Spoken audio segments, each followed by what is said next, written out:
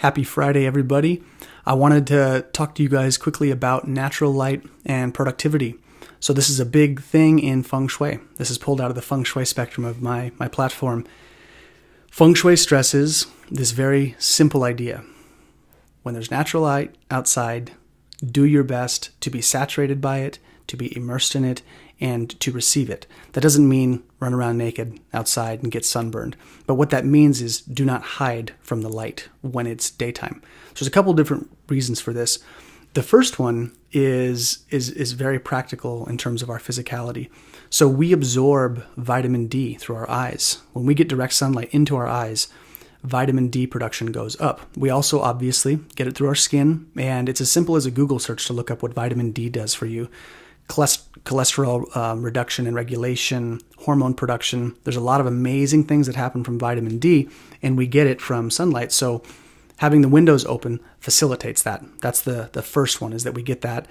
The second piece is also ties to our body, but it ties to our sleeping and waking cycles. When we get natural light and our eyes receive a lot of natural light, our circadian rhythm, the rhythm that regulates our sleeping and waking cycles, is greatly improved.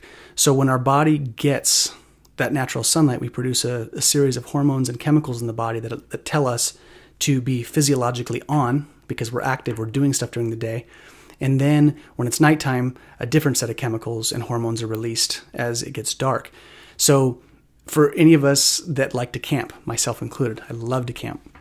One of my favorite things in beautiful places like Santa Cruz. So when I go camping, and I'm sure a lot of you have noticed this, when you camp with your friends, 5:30, 6 o'clock rolls around, a couple beers and a nice dinner, everyone's yawning and ready to go to bed, especially the first night that we were all coming out of the hum and the buzz of the city, and we come into camping, we set up camp. Like I said, we have a couple drinks, we have some nice food, some good conversation, a warm campfire, a beanie and a blanket. It's lights out. People are just, deadbeats by 7 p.m. and everyone's like, well, I thought we were going to party. Not the case. So when those natural cycles, when we don't have a lot of blue light and screen time and these unnatural light sources, we start to fall asleep faster and easier, which is great, very good for us. So how we get this mechanism at play, though, is use the light of the day when it's around. And studies do not lie. People are more productive. They get more work done in bright environments during the day than dark, secluded areas during the day. So most of us know if you sit in a dark room and huddle up with a blanket and draw the blinds and make the room dark, most of us tend to feel like shit. That's not a recipe for feeling amazing. Most of us feel like we're supposed to be outside and doing something. That's usually something we do in a depressed state where we close the blinds, get dark, and get into a room during the daytime. The other piece that I like to talk about with this is that Feng Shui is about being instinctually aware of your environment in terms of survival. So I know we live in modern times, we have Netflix, our creature comforts, we have our temperature regulated environments, and that's great and that's wonderful, but we should all be aware of our environments. We should all know what's going on our street, in our neighborhood, who's around our house. And when the blinds are open, we can see out. And this is another cool piece of Feng Shui that I always like. They see the home as an extension of ourselves. And so if you equate body parts to a home, the windows are like the eyes of a home. And I always love that they draw that parallel, that the home should behave the way we do. We don't walk through our days with our eyes closed, or a martial artist doesn't go into a fight with their eyes closed. The blinds are open, right? The eyelids are open. So we think of our windows like this. We want our windows and our eyes open during the day so we can see out. In older neighborhoods, different neighborhoods that I lived in from where I am now, I've seen people casing cars and neighborhoods and looking to break into cars simply because my blinds were open. And a lot of my neighbors didn't see it at the time because their windows were all drawn.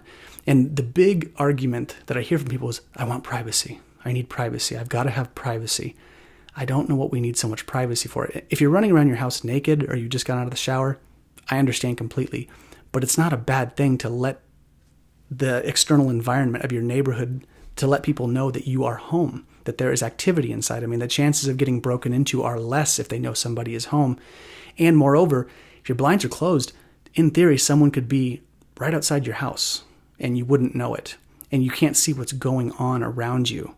So in terms of like the martial artist and environmental awareness and instinctual awareness, keep your blinds open, people. It's a really good thing to get the natural light and to be aware of your environments.